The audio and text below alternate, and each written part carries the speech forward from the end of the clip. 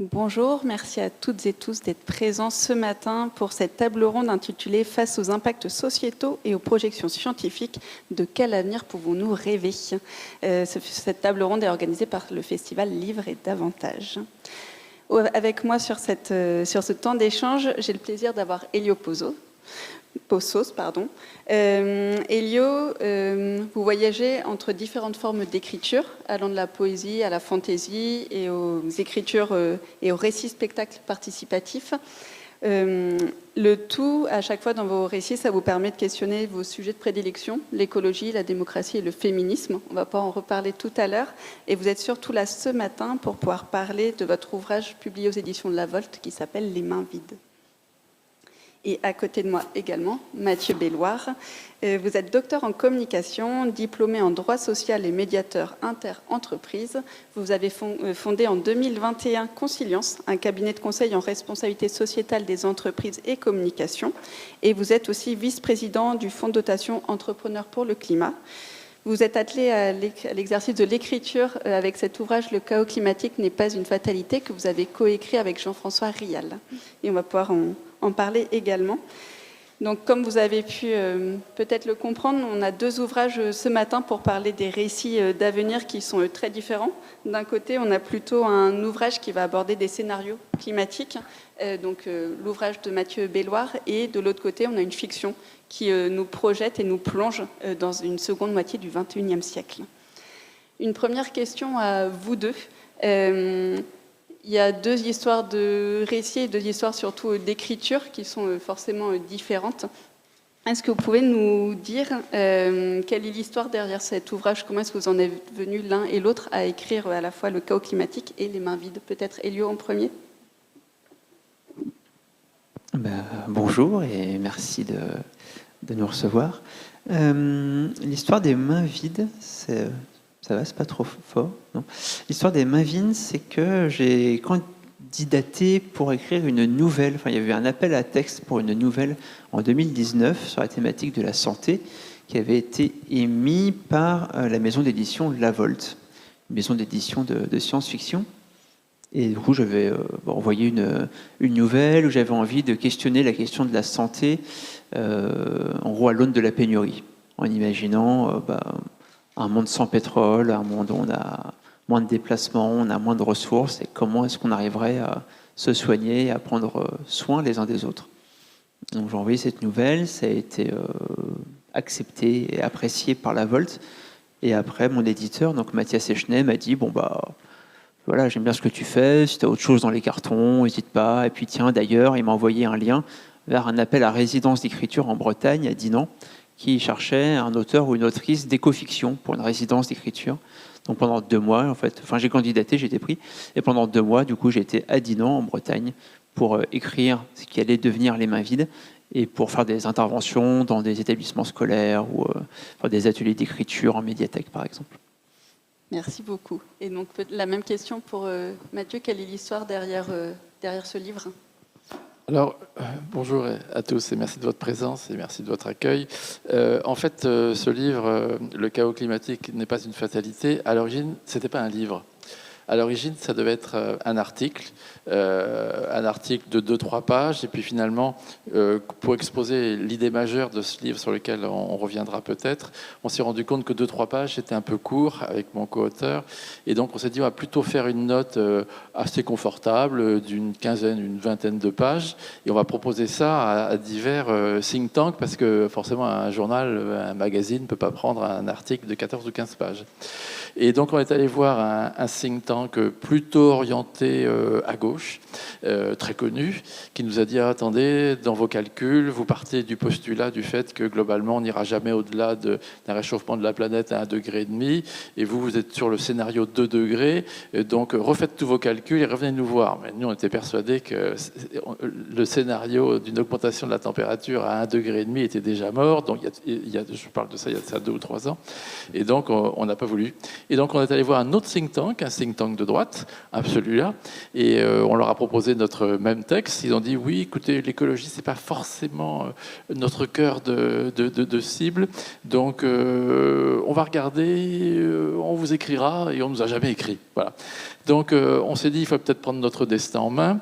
Peut-être que 14 ou 15 ou 20 pages, c'était pas assez, et donc on a décidé d'en faire un bouquin en répondant à toutes les questions qui nous avaient été posées au préalable. Et c'est comme ça que cet article de base est devenu un bouquin de 260 pages dans lequel on essaye de traiter toutes les questions qui nous ont été posées. Merci. Est-ce que vous pouvez présenter justement de quoi parle l'ouvrage? Quel est ce récit? Alors, l'idée de ce livre, c'est de se dire, voilà, on est aujourd'hui en 2025. 2025, c'est un double anniversaire. C'est à la fois l'anniversaire des 30 ans des COP, vous savez, ces grandes messes annuelles où se réunissent tous les pays du monde pour faire un point sur l'état du climat, de tous les engagements qui ont été pris, des bilans, etc., et prendre de nouveaux engagements. Et puis 2025 aussi, c'est la date anniversaire, c'est l'année des 10 ans des accords de Paris, où encore une fois, la main sur le cœur, la quasi-totalité des pays du monde s'étaient réunis donc, il y a une dizaine d'années pour dire jamais, enfin on fera nos meilleurs efforts pour pas faire en sorte que le réchauffement de la planète n'aille pas au-delà de 2 degrés. Et en réalité, 10 ans après, puisque c'est l'heure, le bilan est assez mitigé. 2024 aura été l'année la plus chaude jamais connue. Et puis cette fameuse barre des plus 1,5 degré par rapport à l'ère pré-industrielle, c'est-à-dire le milieu du 19e siècle, a été franchie en 2024. Donc globalement, on voit bien qu'on n'est pas sur une bonne trajectoire. En fait, quand on regarde ce que nous disent les scientifiques du GIEC, il faudrait qu'on soit depuis 2002 sur une trajectoire de baisse des émissions pour limiter ce réchauffement climatique d'environ 4% moins 4% par an. Et en réalité, depuis 2002, on est sur la planète à plus 1%. Donc, dans notre bouquin, on a commencé par essayer de comprendre pourquoi on n'arrivait pas effectivement collectivement sur le plan mondial à respecter cette trajectoire qui nous permettrait de garder une planète habitable. On a trouvé 2 raisons majeures. La première, c'est un problème d'acceptabilité sociale. Bien sûr, il faudra changer nos modes de comportement, mais globalement, nos modes d'habitat, de déplacement, d'habillement, d'alimentation, etc. Est-ce qu'on est prêt à le faire? Oui, peut-être, mais pas tout de suite et pas de manière radicale. Il faudra du temps. Et c'est tout l'objet de notre bouquin, c'est essayer d'acheter du temps.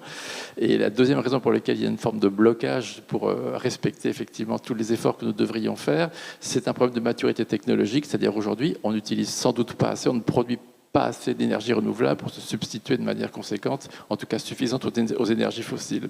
Alors, puisqu'on n'arrive pas à baisser nos émissions, qu'est-ce qu'il faut faire? Notre proposition, c'est ça l'objet majeur de notre bouquin, c'est qu'il faut stocker davantage de carbone. Parce qu'en stockant davantage de carbone, on peut ralentir la rapidité de baisse de nos émissions, en tout cas sur les 25 prochaines années. Et comment est-ce qu'on fait pour stocker davantage de carbone?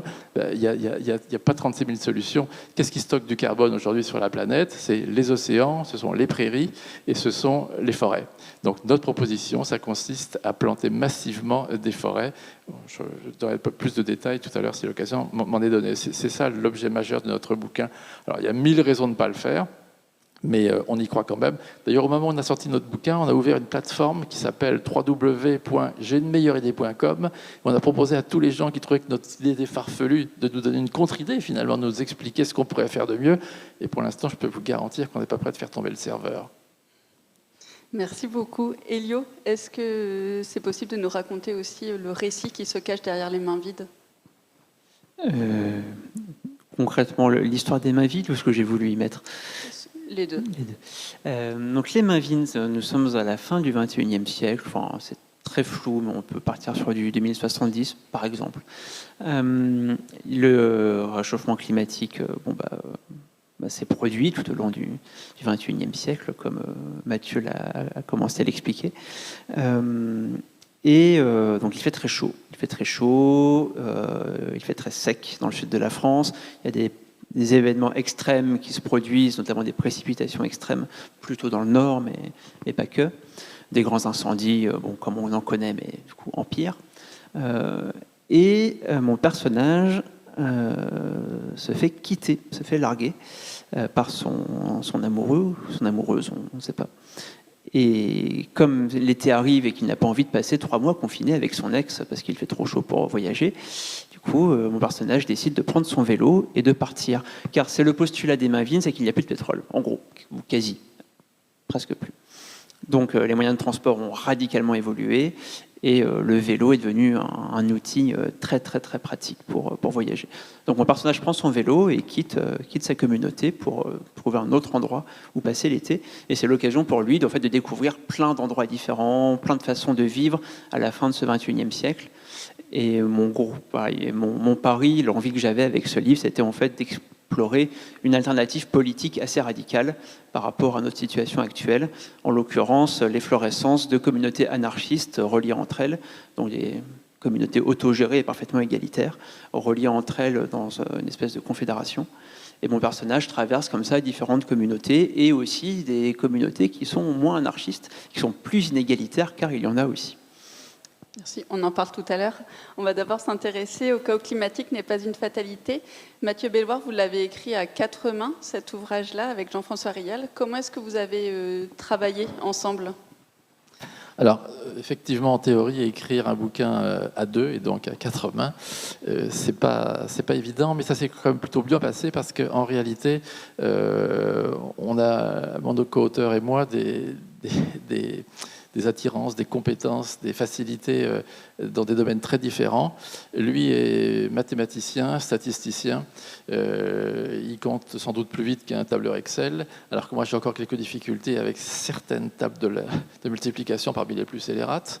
Et en revanche, moi j'ai pas de difficulté pour écrire. Et donc finalement pour l'écriture, je m'en suis occupé. Pour les calculs, c'est plutôt lui qui s'en est chargé. Voilà. Ok. Et je vais vous proposer de lire une petite partie de l'introduction de l'ouvrage pour pouvoir nous lancer dans le texte. Voilà, quelques lignes issues de l'introduction.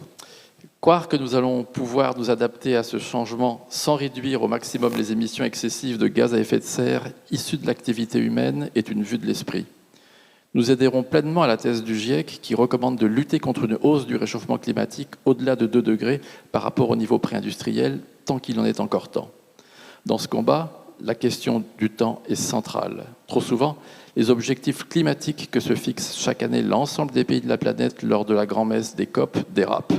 En 2023, les émissions de CO2 étaient toujours en croissance, c'est toujours vrai en 2024 et en 2025, de plus de 1% par rapport à 2022, année qui avait déjà atteint un niveau record. Certes, l'augmentation de nos émissions baisse et nous arriverons même probablement assez vite à les diminuer. Nous allons très prochainement parvenir à un pic de ces émissions, mais croire qu'on va pouvoir les baisser par exemple de 4% par an d'ici 2030, comme le suggère le GIEC dans son scénario plus 2 degrés, c'est-à-dire l'équivalent de la période du Covid, c'est un pari audacieux. Une solution existe pourtant, elle consiste à gagner du temps. Merci beaucoup. Le chaos climatique n'est pas une fatalité s'inspire d'une étude qui est portée par le Gallois Thomas Crosser autour de la plantation théorique de 900 milliards d'arbres sur la planète. Est-ce que pouvez-vous nous dire comment est-ce que vous avez été inspiré par cette étude dans votre ouvrage ? Oui, la lecture de cet article du scientifique Thomas Crosser, qui est un Gallois qui travaille aujourd'hui à l'Institut Polytechnique de Zurich, était la suivante. En 2019, Crosser a réalisé une étude très intéressante. Grâce à des systèmes de satellites assez sophistiqués, il a réussi à cartographier l'ensemble de la planète pour voir combien d'arbres il y avait sur Terre. Il en a dénombré 3000 milliards.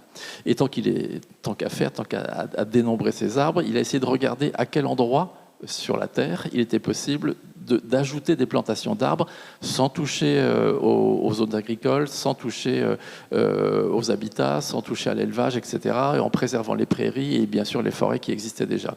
Et il a identifié comme ça, avec un très grand degré de précision, qu'il y avait la possibilité de planter l'équivalent de 900 millions d'hectares de forêt en plus, ça veut dire 900 milliards d'arbres en plus.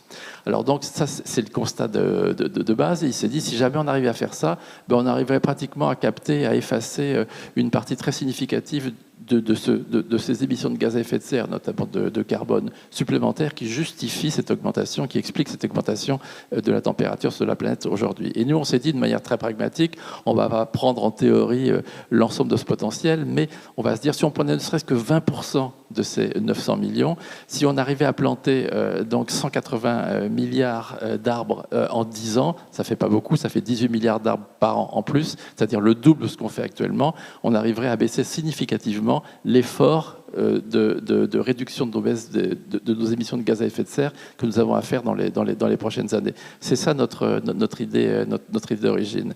Et donc, dans tout le livre, on explique comment on fait pour planter 180 milliards d'arbres, comment on le finance aussi, et avec quelle espèce, où, comment, etc. On a essayé de reprendre l'ensemble des questions que ce sujet pose et d'y apporter des réponses que j'espère les plus convaincantes possibles.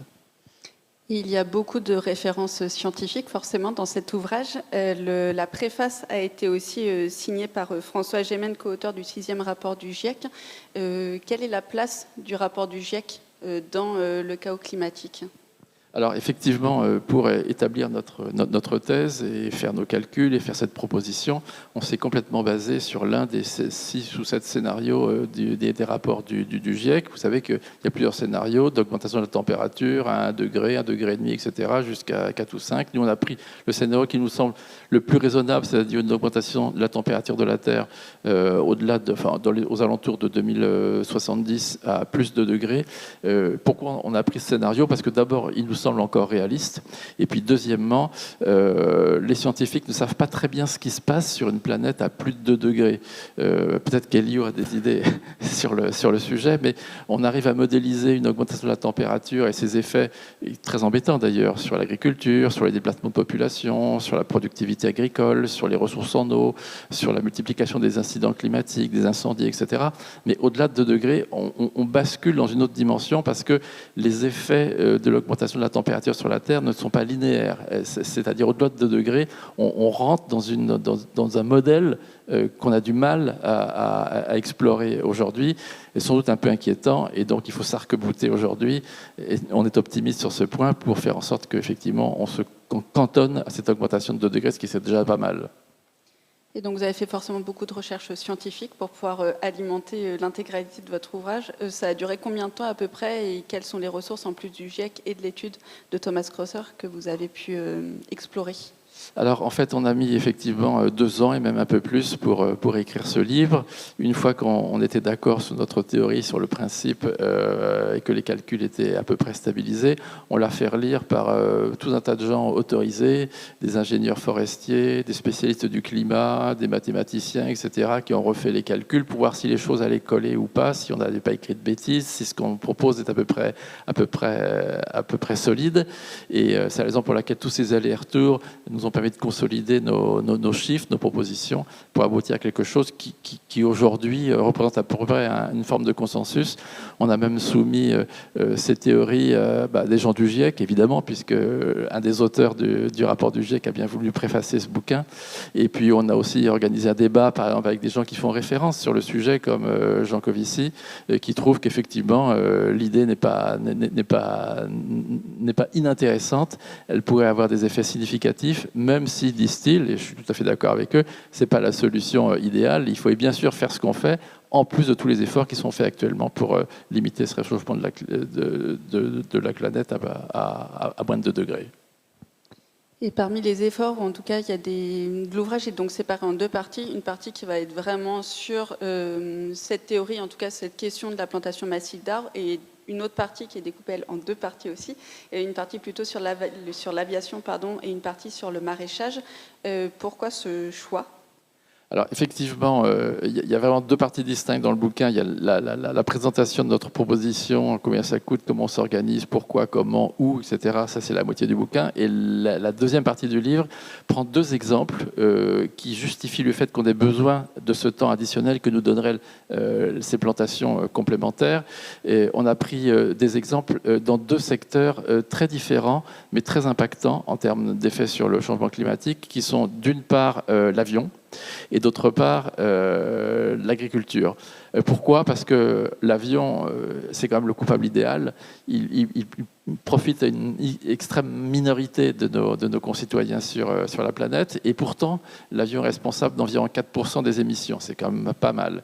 Et puis, à l'autre extrémité, on a l'agriculture, qui est un secteur très difficile à décarboner. Les deux, à la fois l'aviation et l'agriculture, sont deux secteurs sans doute les plus difficiles à décarboner, parce que l'agriculture, ça touche simplement tout le monde, et que ce sera un secteur qui se décarbonera sans doute lentement, parce qu'il faut changer de business model. Et à l'appui de ce changement de business model, on prend l'exemple d'une ferme qui a été créée il y a de ça 7 ans maintenant, qui est à 40 km d'ici, qui s'appelle Une Ferme du Perche, qui est un exemple de ferme qui fait du biomaraîchage intensif et qui, sur une toute petite surface, c'est-à-dire 1 hectare, produit à peu près 2 à 3 fois de ce que fait un maraîchage biologique, enfin un maraîchage biologique ou un maraîchage conventionnel traditionnel. Donc c'est un modèle assez intéressant qui a été remis au goût du jour par un agriculteur canadien. Et donc l'idée de cette ferme, c'était de montrer qu'effectivement, même si la décarbonation de l'agriculture sera lente, il y a quand même des modèles qui permettraient d'y arriver. Je vous renvoie également à une très belle étude du Shift Project qui a été écrite récemment sur le sujet, qui montre que, évidemment, le monde agricole n'est en rien hostile à des pratiques plus vertueuses sur le plan environnemental, mais encore faut-il lever les freins qui empêchent effectivement d'opérer ce changement. Et parmi les freins, il y a évidemment la question du revenu financier, qui est traité en partie par l'exemple de la ferme du Perche que nous avons développé il y a de ça quelques années maintenant, près de Mortagne-au-Perche. Et dans l'ouvrage, sur la première partie et sur la partie consacrée à l'aviation, il est souvent fait état du progrès technologique dont on a besoin pour pouvoir faire baisser ensuite les émissions de CO2, sauf justement sur cette partie du maraîchage où il est plutôt loué à un arrêt des machines et un retour au travail manuel. Comment est-ce que vous articulez ces deux manières de penser ? D'un côté, le recours aux technologies et de l'autre, l'arrêt des technologies. Alors, s'agissant du biomaraîchage intensif, bien sûr, jamais il ne remplacera la question des grandes cultures céréalières, bien sûr. Je parle que des produits du maraîchage, qui effectivement, aujourd'hui, preuve est faite qu'on peut effectivement le décarboner, voire même avoir un effet positif sur les émissions. La question de l'avion est beaucoup plus compliquée parce que même si l'avion a tardivement commencé à faire des efforts pour se décarboner, le développement très important de l'usage de l'avion gomme les effets positifs qui ont été réalisés sur l'utilisation d'avions moins gourmands en carburant, d'un système de navigation plus économe sur le plan écologique, etc. Il y a de ça seulement 20 ans, un avion, ça consommait à peu près 14 litres au 100 par passager. Aujourd'hui, on est à 3,5 litres, c'est-à-dire au 100 par passager, c'est-à-dire à peu près l'équivalent de ce qu'on fait en voiture. Donc les choses vont bien, mais aujourd'hui, cette année, en 2025, pour la première fois, c'est historique, il y aura sans doute la barre des 5 milliards de vols, enfin de billets, en quelque sorte, qui aura été dépassée, qui est une augmentation absolument considérable et qui fait que même si l'aviation fait des efforts pour se décarboner, son empreinte reste aujourd'hui tout à fait considérable. Alors, ça ne veut pas dire que les choses ne vont pas s'arranger. On peut travailler sur des choses comme, par exemple, ce qu'on appelle les SAF, les carburants, les biocarburants, les carburants de synthèse. On peut travailler sur des routes plus respectueuses de l'environnement. Par exemple, quand on part de Paris pour aller à Hong Kong et qu'on s'arrête à Dubaï, c'est juste une catastrophe écologique. S'arrêter pour faire un stop, c'est parce qu'on sait que là où les consommations et les émissions sont plus importantes, c'était dans les phases de décollage et d'atterrissage. Si on pouvait éviter un maximum de décollage et d'atterrissage inutile, ça aiderait.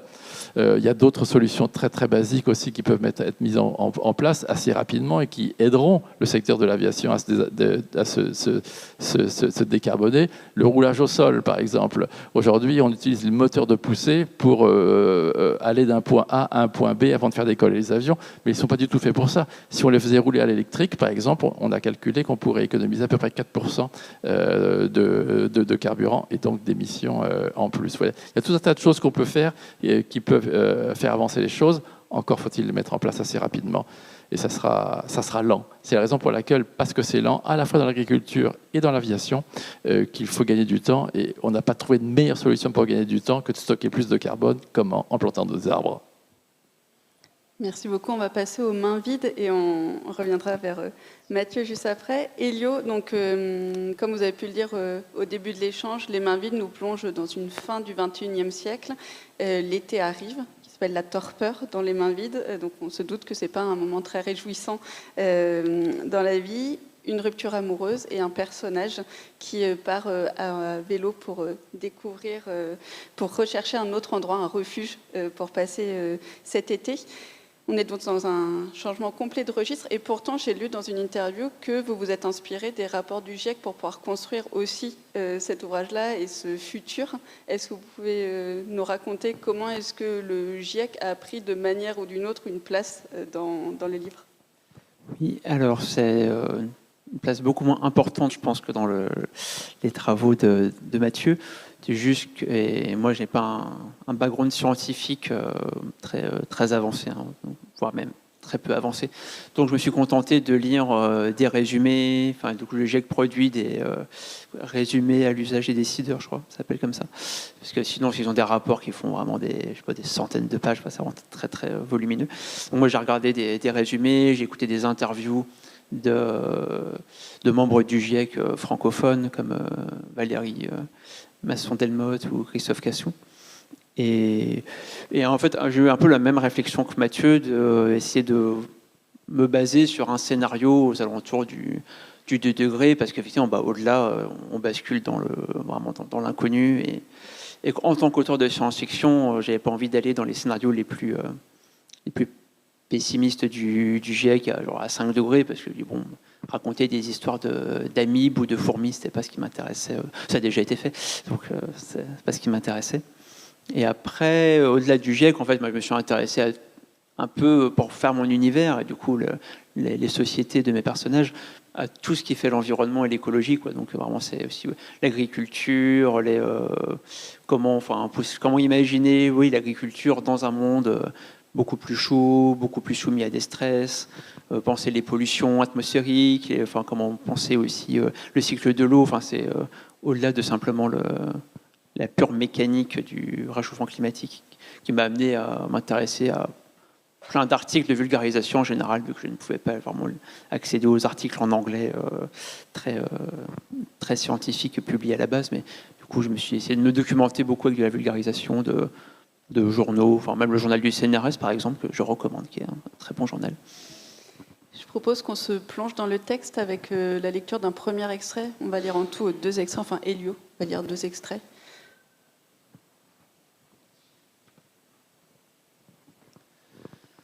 On part 115. Ouais.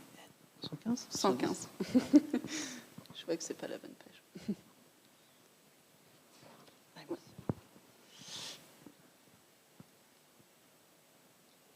La carte.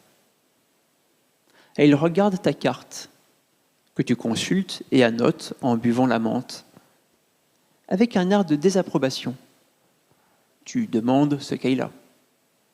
Un truc du gâchis, et il te répond. De la mesure, on ne devrait pas en avoir besoin. Tout est là. Elle désigne sa tête et son ventre. Et quand ça ne suffit pas, tu demandes aux âmes que tu rencontres. Les cartes, c'est bon pour les hiérarchistes, pour nous retrouver. Tu rigoles. Tu dis que toi, sans la carte, tu les aurais pas trouvées non plus. C'est comme les saumons, et il te dit. Elles n'ont pas besoin de carte, les saumons. Et pourtant, elles trouvent toujours leur chemin. Tu rigoles encore plus. Il n'y a jamais eu de saumon par ici. Oui, mais il y a eu des truites. C'est cousines, non ? L'ouvrage, il découvre au rythme un peu d'un carnet de voyage, où le personnage va de communat en communat. Comment est-ce que l'itinérance a été décidée dans Les Mains Vides ? Comment est-ce que vous avez travaillé sur ce parcours et à quoi ressemble cette France de la fin du XXIe siècle ? J'ai travaillé sur ce parcours de manière assez simple. C'est mon personnage traverse des lieux que moi-même je traversais. Donc il part des Cévennes, il descend à Montpellier, il remonte par la vallée du Rhône, et ensuite il passe par la vallée de la Loire, le Berry, et ensuite vers la Bretagne. Voilà, c'est des endroits que je connais, donc forcément ça m'a aidé à les penser et à les décrire. Et il y avait aussi une raison un peu plus interne à l'univers, qui était que le personnage du coup va plutôt suivre les vallées, car les vallées ont tendance à être plus plates que les hauteurs, et qu'à vélo, c'est quand même plus facile de pédaler quand c'est à peu près plat. Voilà. Donc il n'y a pas eu d'exercice spécifique sur une carte pour chercher exactement le trajet idéal. C'était plus... Il y a eu un exercice après coup, et d'ailleurs c'est un peu la légende de cette carte qui existe, avec l'ami qui a dessiné la couverture des mains vides. On a travaillé ensemble à Dinan pendant ma résidence, et du coup nous avons toutes les deux dessiné cette carte. Enfin, on a pris une carte 2023 à l'époque, et du coup d'ailleurs dans mon roman on dit que mon personnage dégote une vieille carte des temps anciens et puis qu'elle annote. Donc on a récupéré une vieille carte de une carte de 2023 de contemporain pour le coup. Et puis on a dessiné le chemin, on s'amusait à imaginer une nouvelle façon de légender la carte pour l'adapter à ce qui doit être l'univers de 2070. Et cette carte a été perdue. Voilà. Donc j'ai des photos de cette carte, mais je n'ai plus la carte. Et cette France du XXIe siècle, est-ce qu'elle ressemble globalement à la nôtre, ou est-ce qu'avec justement la montée des eaux ou des choses comme ça, il y a des territoires qui sont modifiés? Alors oui, il y a la montée des eaux, du coup je l'ai un peu imaginé dans le sud de Montpellier, qui est une zone d'étang.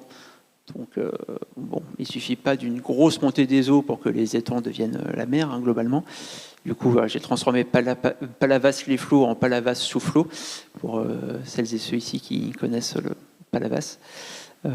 Donc voilà, un front de mer qui recule évidemment à Montpellier, qui est l'endroit où mon personnage se retrouve à côté de la mer.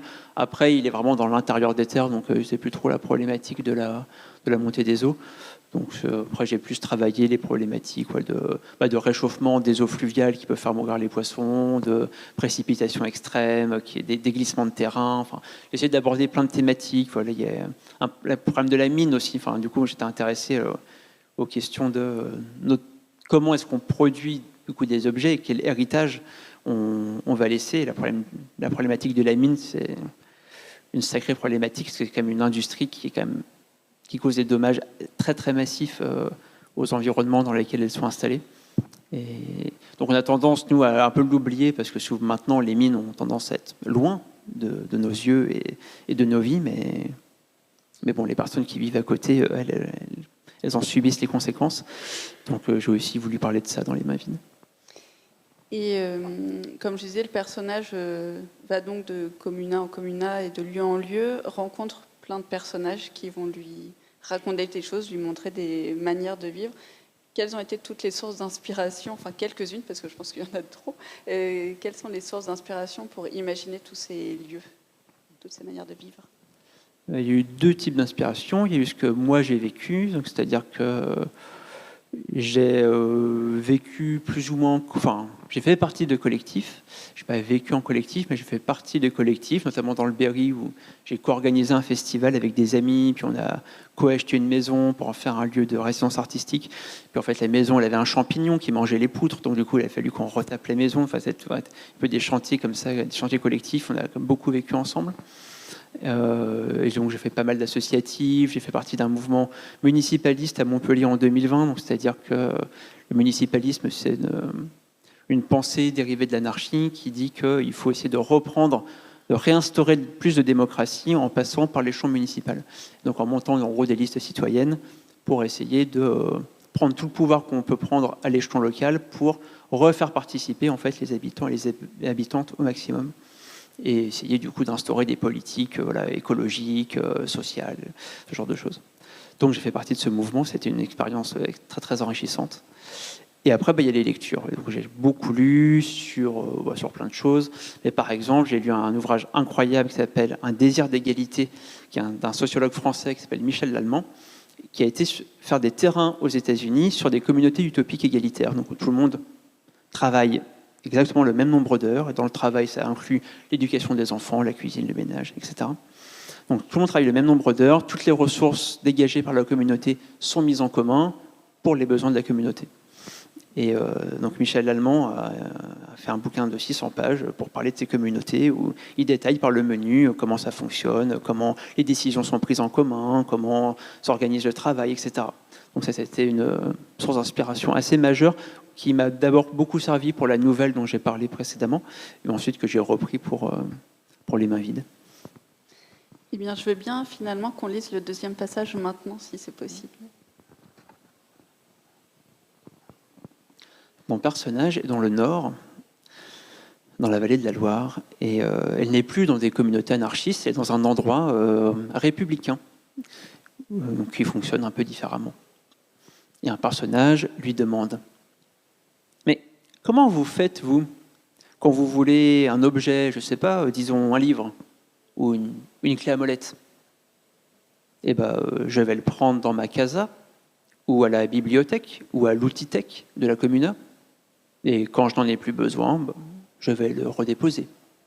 Mais si le livre que tu veux, ou la clé à molette, a déjà été pris par quelqu'un, je fais autre chose. Je peux aussi inscrire une demande de réservation, et même, ou alors demander directement à l'emprunteuse de me le porter quand elle aura fini de l'utiliser.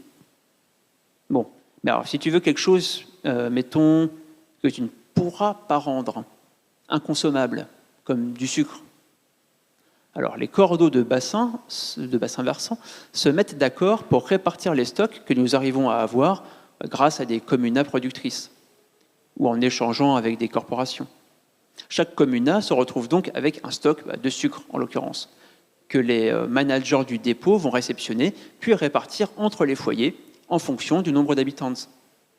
Ça fonctionne comme ça dans la plupart des endroits que je connais, mais dans d'autres, surtout dans les petites communas, tous peuvent venir prendre ce qui leur plaît dans le dépôt. Au risque que les plus retardataires se retrouvent lésés, et en pariant sur le fait que les personnes lésées ne soient jamais les mêmes. L'état des stocks d'arrivée est toujours mentionné, si bien que cela joue sur la responsabilité individuelle de ne pas prendre plus que ses besoins pour laisser la juste part aux autres. On fonctionne comme ça, chez moi, enfin, dans mon ancien chez moi. Et ça marche. Daphnia semble tirailler entre son envie d'y croire et le plaisir anticipé d'apprendre que tu lui annonceras que non. Tu souris en haussant les épaules. Les hiérarchistes infantilisent tout le monde. Pire que ça même, car nos marmailles sont plus responsables que bien des adultes des corporations. Mais donner la liberté aux humains, leur donner la liberté de vivre en égalité avec d'autres et remettre au centre de leur corazon la responsabilité de rendre cette vie possible, tu serais étonné comme cela peut fonctionner. C'est vrai ? Cette fois, tu éclates de rire. Non, pas toujours. Mais on fait avec, on compose. Tu réfléchis. On aime bien ça. Merci beaucoup. On a pu l'entendre tout au long de cet extrait. Les mains vides, c'est pas que un texte qui nous plonge qui nous emmène dans cette 21e siècle. Justement, ça nous plonge vraiment dedans, avec à la fois un nouveau vocabulaire qui n'est pas celui qu'on a aujourd'hui, qu'on utilise là en 2025. Il y a un métissage de langues, des nouvelles inspirations, des termes nouveaux qu'on n'utilise pas aujourd'hui. Il y a aussi le genre du neutre qui est très utilisé. Il y a l'écriture inclusive qui est aussi présente. Il y a des dialogues en tableau qu'on aborde, enfin qui sont présents tout au long de l'ouvrage. Je montre ça rapidement. T'inquiète pas. Et comment est-ce que tu as travaillé tout ça et en quoi ça nourrit justement la fiction ? Alors, du coup, donc, Les mains vides, c'est de la science-fiction. Ça se passe dans une 50aine d'années, grosso modo. Et je suis publié à La Volte, qui est une maison d'édition qui est très ouverte aux expérimentations littéraires et au travail de la langue. Donc j'ai voulu en profiter pour m'amuser un peu, justement, et imaginer ce que pourrait être éventuellement une langue du futur. Je trouve ça toujours un peu dommage d'avoir de la science-fiction qui se projette dans des futurs plus ou moins lointains, mais où les personnes parlent comme dans les années 80 ou comme dans les années 50, si on lit du Asimov, ou enfin bref, vraiment, la langue, elle, ne bouge pas. Et pour moi, en plus, ça raconte aussi quelque chose, vu que je parle d'un univers où il y a finalement, malgré les contraintes, malgré la diminution des ressources, il y a quand même beaucoup de voyages, beaucoup de beaucoup de mouvements, beaucoup de brassages, notamment parce que malheureusement, je pense qu'il y a quand même des vastes zones du monde qui vont devenir difficilement habitables dans les prochaines décennies, ce qui va générer automatiquement des déplacements de population. Donc voilà, donc j'imaginais que dans cette France du futur, il y aura plein de gens venant de divers endroits et que toutes ces personnes vont communiquer les unes avec les autres et que comme le français est déjà une langue qui est pleine de mélanges de diverses origines et de diverses autres langues, et du coup le français continuera à être cette langue de mélange où il y aura un mot qui par un peu la magie de la langue, des mots comme ça qui se mettent à infuser, qu'on emprunte, qui restent et puis qui repartent, et puis on en emprunte d'autres. Et donc j'ai voulu essayer d'imaginer comme ça une langue qui aura évolué, et puis pour vraiment le plaisir du jeu et puis de la musique aussi. Et puis je me suis inspiré de ce qui se fait déjà maintenant avec l'écriture inclusive, où de plus en plus, notamment dans certains milieux ou dans les jeunes générations, on a tendance à essayer de trouver des formules qui puissent mieux représenter la place des femmes, notamment dans la société. Et pour le coup, des études ont montré que si vous dites les sportifs ou les sportifs et les sportives, ça change des choses en termes de représentation du monde. On ne pense pas exactement la même chose suivant ce qu'on dit. Du coup, j'ai voulu aussi développer cette thématique-là et essayer de proposer une langue qui permettra d'inclure plus spontanément tout le monde. Et pour rassurer les gens qui sont présents ici, il y a un glossaire à la fin du livre qui permet de s'habituer à certains termes qui ne sont pas forcément dans notre vocabulaire courant, mais qui le seront en 2070. Elio, dans beaucoup de présentations des mains vides, il y a une référence qui est importante et qui est celle de la fiction panier. Donc c'est souvent évoqué. La fiction panier, c'est une théorie qui a été écrite par Ursula Le Guin. Est-ce que tu peux nous en parler ? Avec plaisir. Donc Ursula Le Guin, c'est une autrice de science-fiction, mais pas que, états-unienne, des années de la seconde moitié du XXe siècle. En gros, elle a écrit des années 60, je crois, et puis elle est morte en 2018. Elle a écrit vraiment jusqu'à un âge assez avancé. Et donc, elle a fait une science-fiction qui est incroyable. Vraiment, c'est très, très beau, Ursula Le Guin. Je vous invite tous et toutes à le lire si vous en avez l'occasion. Mais elle a aussi, du coup, écrit des textes plus théoriques, notamment le manifeste de la fiction panier, dans lequel elle explique que on a beaucoup raconté d'histoires. Donc elle, avec humour, en fait, elle fait remonter à l'histoire de la chasse au mammouth, en disant qu'à la préhistoire, en fait, les hommes préhistoriques et les femmes préhistoriques en fait, cueillaient essentiellement des choses à manger, et puis s'occupaient de leurs enfants, et puis faisaient des peintures, et puis rêvassaient. Et puis les personnes qui avaient pas envie de cueillir ou de rêvasser ou de s'occuper des enfants, en fait, ils ont trouvé à s'occuper en allant chasser le mammouth. Et puis, ils sont mis à raconter les histoires de comment ils avaient chassé le mammouth. Et que ces histoires de chasse au mammouth, en fait, avaient fini par prendre un peu beaucoup d'espace, un peu trop d'espace, et que ça avait donné toutes ces histoires de héros masculins qui manient des choses pointues et puis qui les enfoncent dans d'autres corps. Et que en fait, toutes les personnes qui cueillent et qui rêvassent et qui chantent étaient devenues les personnages secondaires d'une histoire centrée autour du héros masculin qui manie des trucs pointus. Et donc Ursula Le Guin plaide dans ce manifeste pour renoncer à cette histoire du héros avec des trucs pointus, de passer à autre chose, en rappelant que le premier outil vraisemblablement inventé, c'était pas une lance ou une épée, ça a été sûrement un genre de sac, quoi. Enfin, un truc pour mettre des graines qu'on ne soit pas juste contraint de les avoir avec nos mains, parce qu'on ne peut pas ramener beaucoup de graines dans nos mains. Et donc elle file après l'image comme ça de ce panier, en disant que, qu'on cueille, on cueille aussi des histoires, on cueille des éléments d'histoire, on met tout ça tous ensemble, et puis en fait, tous et toutes ensemble, on peut raconter des choses avec ce qu'on aura ramassé, chacun dans notre coin, ou chacune ensemble. Et voilà, donc ça c'est le manifeste de la fiction panier et qui a une importance assez, qui est important, je pense aujourd'hui dans la science-fiction française en tout cas. On est beaucoup à beaucoup aimer Ursula Le Guin et à se revendiquer de cette fiction panier pour raconter des histoires un peu autrement, qui soit moins dans le conflit, qui soit moins dans la domination ou l'affirmation du héros par rapport à d'autres personnages, et qui raconte plus des histoires de rencontres, de composition, de diplomatie, ce genre de choses. Merci beaucoup.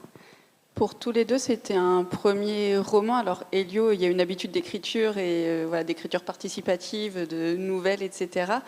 Comment est-ce que vous vous êtes attelé à ce premier exercice de roman? Peut-être Mathieu pour redonner la parole de cet ouvrage. Du coup, c'est pas un roman.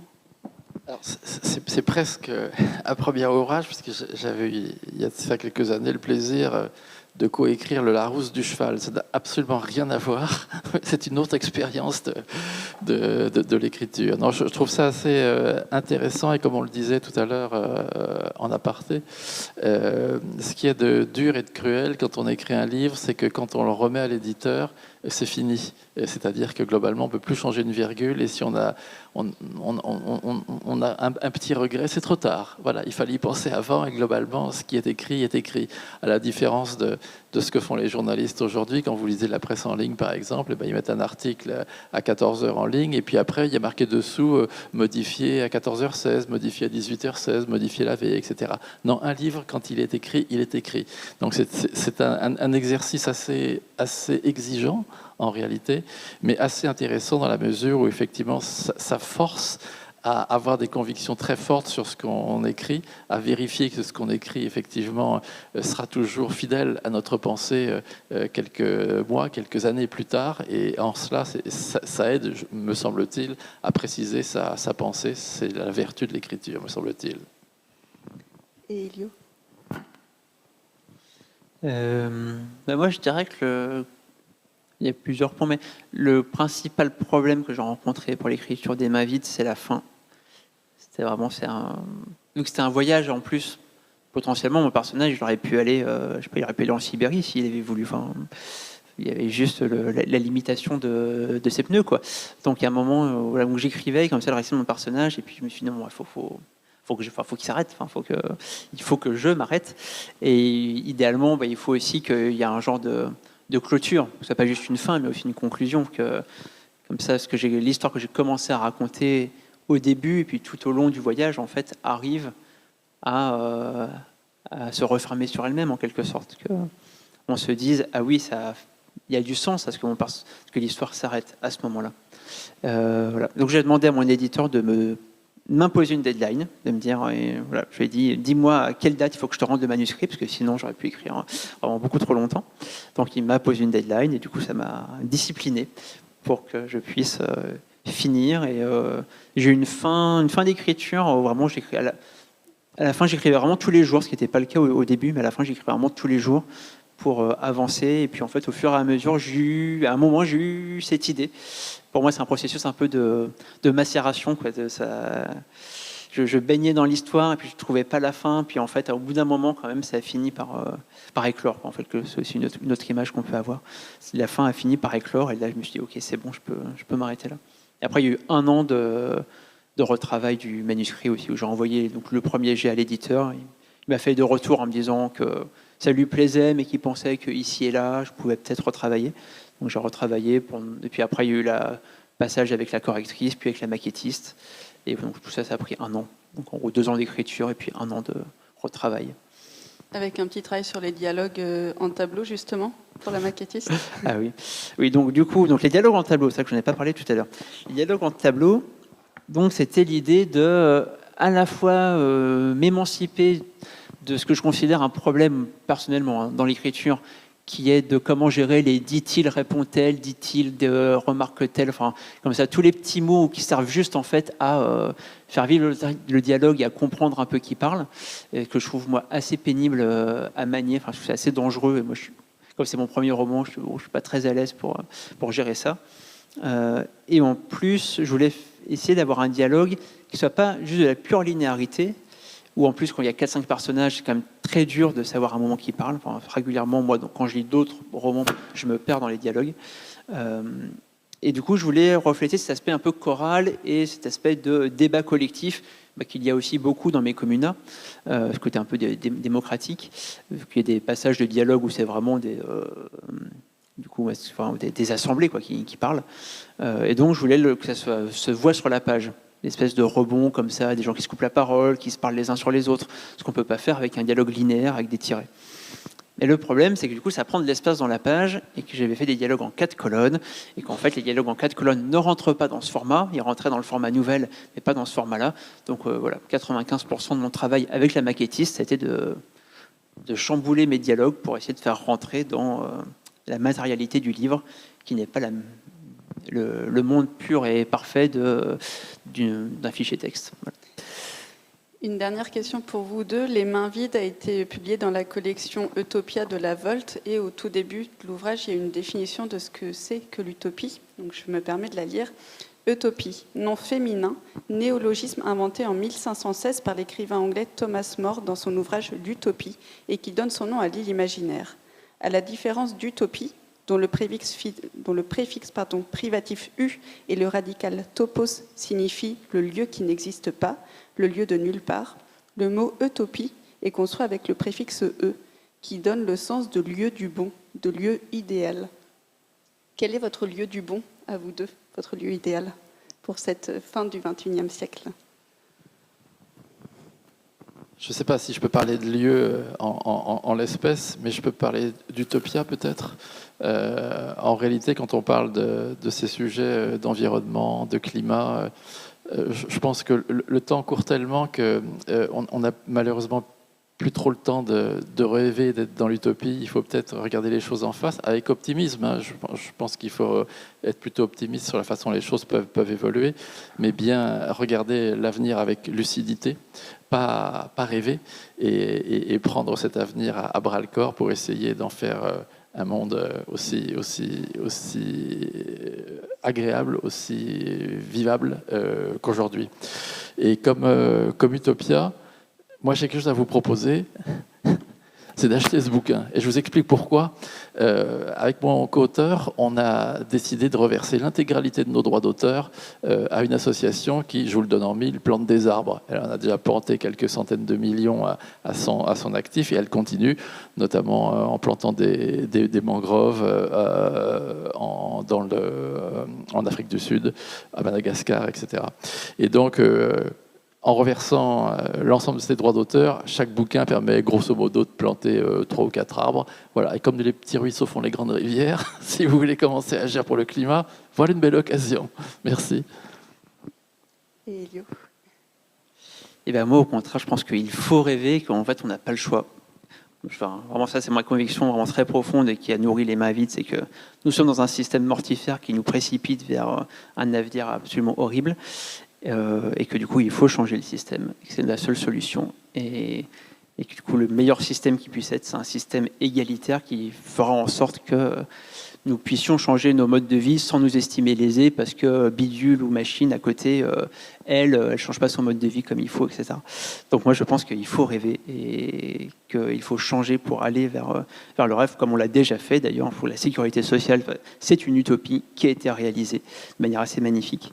Et donc il y a plein d'expérimentations sur la sécurité sociale de l'alimentation par exemple qui visent à persévérer dans cette utopie, à l'agrandir par exemple.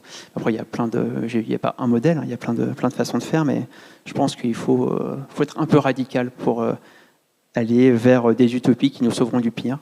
Voilà. Bon, moi, mon utopie, c'est le communalisme, hein, c'est la reprise des communes ensemble, entre citoyens et citoyennes, pour s'émanciper de ce que j'appelle l'aristocratie, en gros, de la République représentative, mais pour ça, un très vaste sujet. Mais donc voilà, je pense qu'il faut rêver et essayer de changer le système.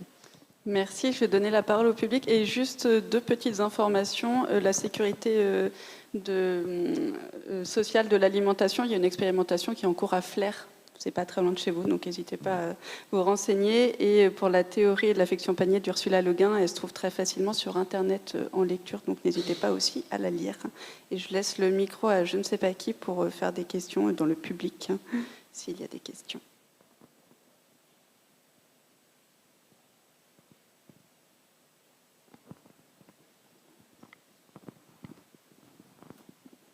Bonjour, merci beaucoup, c'était passionnant.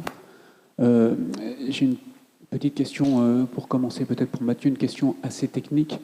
Est-ce que dans vos projections, dans vos calculs, sur la surface d'arbres à planter, vous intégrez ce qu'on peut éventuellement constater aujourd'hui en termes de baisse, puisque ça existe aussi en déforestation à droite à gauche dans le monde, y compris chez nous, où finalement c'est sans doute une échelle beaucoup moindre, mais on voit dans nos campagnes, dans nos forêts, des états sanitaires qui, je pense, je ne suis pas du tout spécialiste, mais je pense, vont plutôt vers une diminution du nombre d'arbres.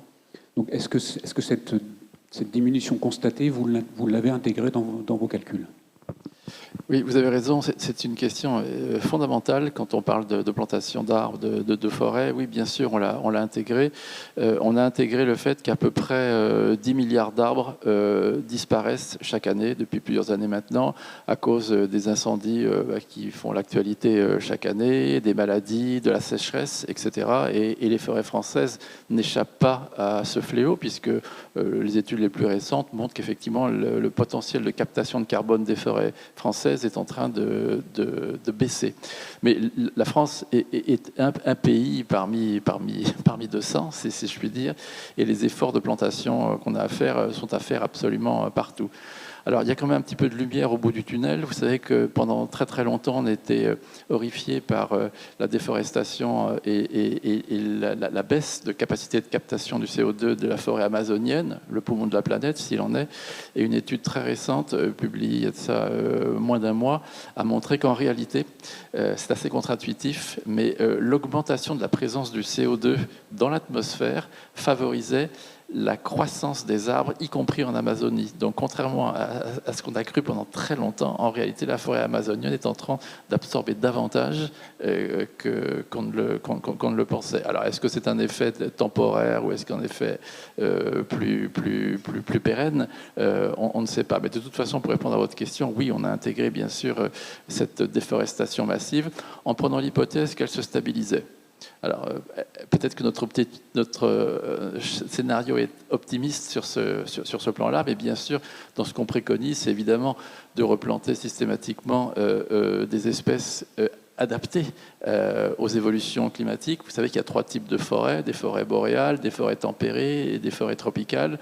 Et un de nos paris, c'est pas nous qui le faisons, c'est plutôt le GIEC, comme certaines régions du monde qui sont peuplées de forêts tropicales, les pays de l'Est par exemple, la Russie, avec l'augmentation de la température pourrait devenir des forêts tempérées, et qu'une forêt tempérée capte plus de CO2 qu'une forêt tropicale, on pourrait profiter, si je puis dire, de cette évolution du climat et pour s'appuyer encore une fois sur le potentiel de captation des forêts.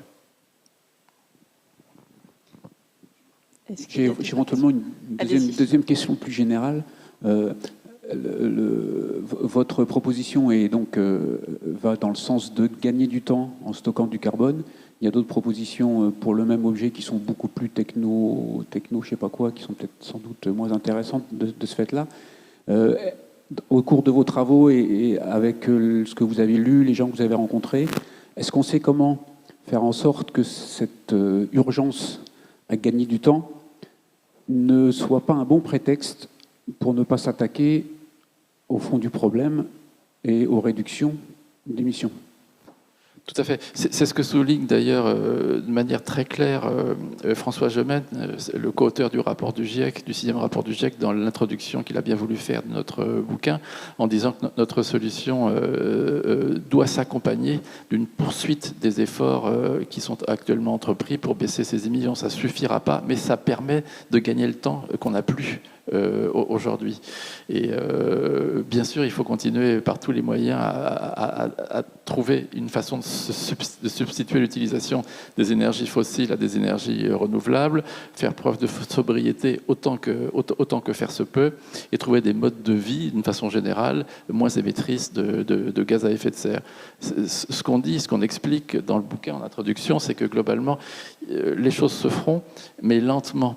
on voit bien, enfin, vous avez sans doute des enfants, des petits-enfants, etc., et qu'ils ont une sensibilité sans doute différente de la nôtre aujourd'hui. Il n'y a jamais eu autant de friperies, par exemple. Aujourd'hui, il y a une conscience écologique qui est en train de s'éveiller, mais qui est peut-être plus vive chez les jeunes générations qu'auprès des nôtres, effectivement, où à l'époque où on avait leur âge, on avait peut-être moins cette préoccupation, moins cette conscience de la finitude de notre monde. Et donc on pense qu'il faudra une trentaine d'années pour que, d'une manière significative, les comportements évoluent. Et donc ça, plus les progrès technologiques, je pense surtout à la substitution des énergies renouvelables, enfin des énergies fossiles par les énergies renouvelables, devrait nous permettre effectivement, je l'espère, d'être à l'heure pour limiter ce réchauffement de la planète. Est-ce qu'il y a d'autres questions dans la salle ?